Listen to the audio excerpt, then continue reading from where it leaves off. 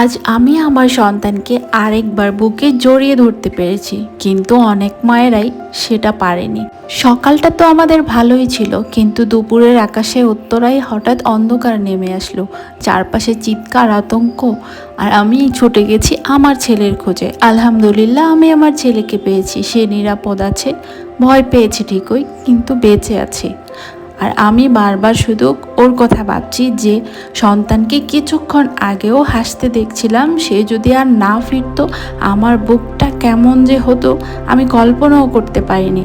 আজ আমি শুকরিয়া জানাই আল্লাহর কাছে। আবারও বুঝলাম সন্তান আল্লাহর দান, আর মৃত্যু অতি সহজে ছুঁয়ে যেতে পারে যে কাউকে।